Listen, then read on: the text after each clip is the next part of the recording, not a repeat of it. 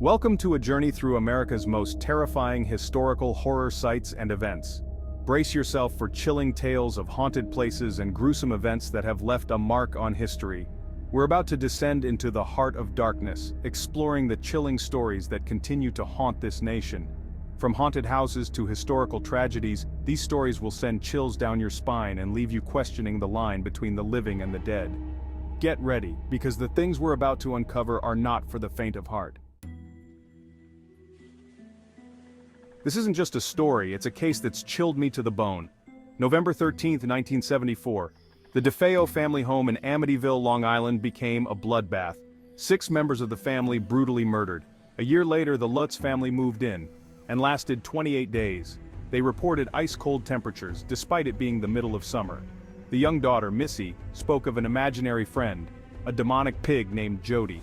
George Lutz, the father, would wake up at 3:15 a.m. every night.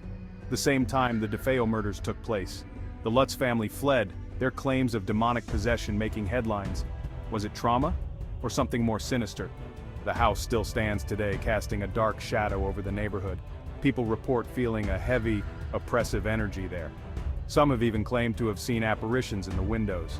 The Amityville Horror isn't just a movie, it's a stark reminder that evil can permeate a place, leaving an indelible stain on the fabric of reality. It makes you question everything you thought you knew about the world. Is there a darkness that can linger long after a tragedy? After visiting this house myself, I can tell you something isn't right there. Imagine building, and never stopping. That's the story of Sarah Winchester, heiress to the Winchester rifle fortune. After the deaths of her daughter and husband, she became convinced she was cursed, haunted by the spirits killed by the Winchester rifle. She believed the only way to appease these spirits was to build them a home, a sprawling labyrinth of a mansion in San Jose, California. The Winchester Mystery House is a testament to her obsession. It has 160 rooms, staircases that lead to nowhere, doors that open to walls. Was Sarah truly haunted, or was this a woman consumed by grief, desperately seeking solace in the constant construction? There are stories of doors slamming shut on their own, cold spots, and the feeling of being watched. Some say Sarah herself still roams the halls, searching for peace. The Winchester Mystery House is a physical manifestation of loss, guilt, and the desperate need for redemption. It's a place where the veil between the living and the dead seems thin, where the echoes of tragedy still whisper through the walls. It's a chilling reminder that sometimes, the past can't be outrun, no matter how many rooms you build. I've investigated countless haunted locations, but there's an unsettling energy here that's difficult to shake.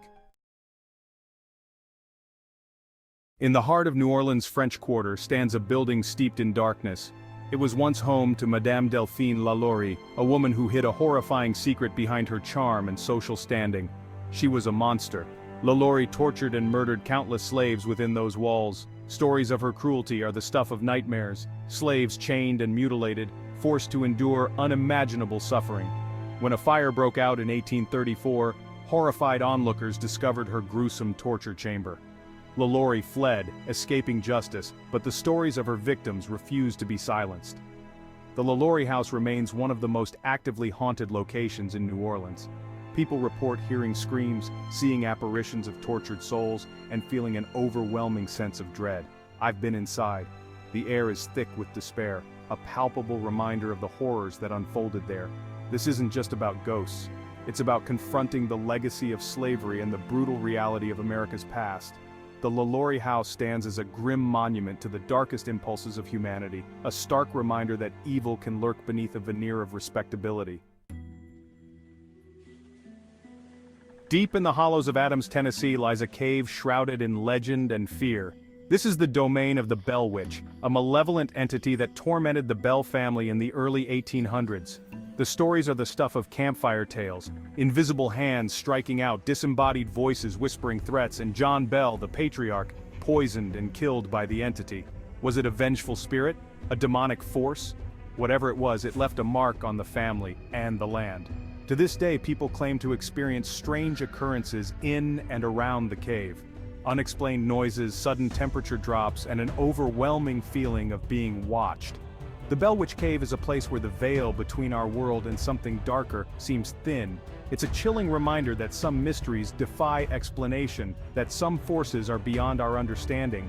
When you step into that cave, you're stepping into a legend, a place where fear is palpable and the unknown seems to press in from all sides. The Trans-Allegheny Lunatic Asylum in Weston, West Virginia is more than just an abandoned building. It's a monument to suffering and despair. Built in 1864, it was meant to be a place of healing for the mentally ill. Instead, it became a warehouse for the unwanted, a place where patients were subjected to horrific treatments and neglect.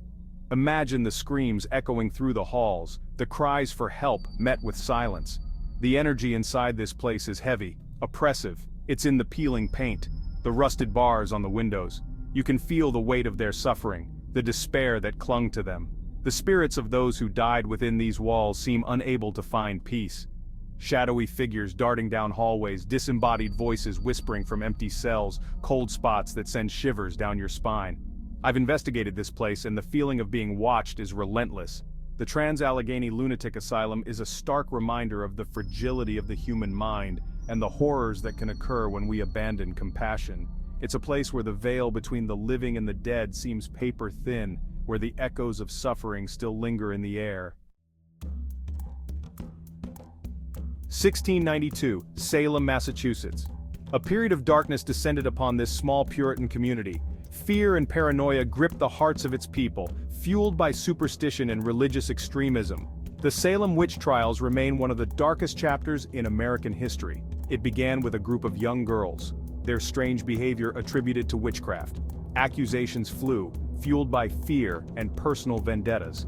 Over 200 people were accused, their lives destroyed by the weight of unfounded accusations. 20 innocent souls were hanged on Gallows Hill, their only crime being different, being feared, being caught in the grip of mass hysteria. The legacy of Salem is a haunting reminder of the dangers of unchecked power, religious extremism, and the darkness that can grip a community consumed by fear. Even today, the stories of the accused still echo through the streets of Salem.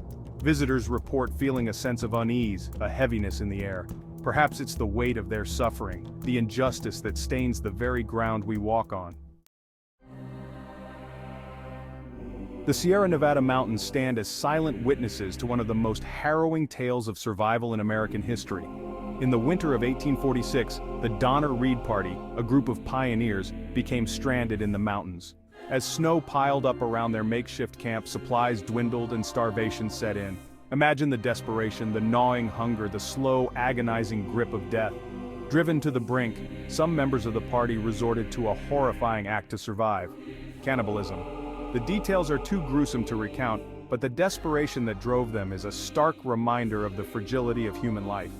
The Donner Party's story is a chilling testament to the power of the human will to survive, even when it means confronting our deepest taboos. The site of their encampment is now a place of pilgrimage, a somber reminder of the cost of westward expansion and the darkness that can lurk in the hearts of even the most desperate. This isn't a ghost story, not in the traditional sense. It's the story of a wound that runs deep in the heart of this nation. The systematic destruction of Native American tribes is a stain on America's soul. For centuries, Native Americans were driven from their lands, their cultures decimated, their people slaughtered. From the Trail of Tears to Wounded Knee, the atrocities committed against Native Americans are a chilling reminder of the darkness that can reside in the human heart. The spirits of those lost cry out from the land itself, a mournful chorus demanding justice and remembrance. This isn't just history, it's a legacy of pain and injustice that continues to this day. We have a responsibility to acknowledge the sins of the past, to honor the memory of those lost, and to work towards a future where such atrocities are never repeated. The year is 1853. The air in New Orleans is thick with humidity and the stench of death. The yellow fever epidemic ravaged the city, leaving thousands dead in its wake. Imagine the streets littered with bodies, the hospitals overflowing, the living envying the dead. The yellow fever was a swift and merciless killer. Victims died within days of contracting the disease, their skin turning a sickly yellow hue. Mass graves became the only way to bury the dead. The city was paralyzed by fear, the living trapped in a nightmare. The New Orleans yellow fever epidemic is a chilling reminder of the fragility of life and the indiscriminate nature of disease. It's a story that transcends time, a warning from the past that even in the face of unimaginable suffering, the human spirit can endure. June 10, 1912, Villisca, Iowa. A family of 6 and their 2 young guests are brutally murdered in their sleep. Their killer, never caught. This isn't just a crime scene, it's a portal to a nightmare. Imagine the terror of those final moments, the brutal swing of an axe, the silence that followed. The Villisca Axe Murder House stands frozen in time, a macabre monument to a horrific crime. People report hearing children's laughter, seeing apparitions of the victims, and feeling an overwhelming sense of dread. I've been inside that house. The energy is palpable, heavy with sorrow and the residue of violence. The Villisca Axe Murder House is a stark reminder that evil can strike anywhere, at any time, and that some mysteries are destined to remain unsolved.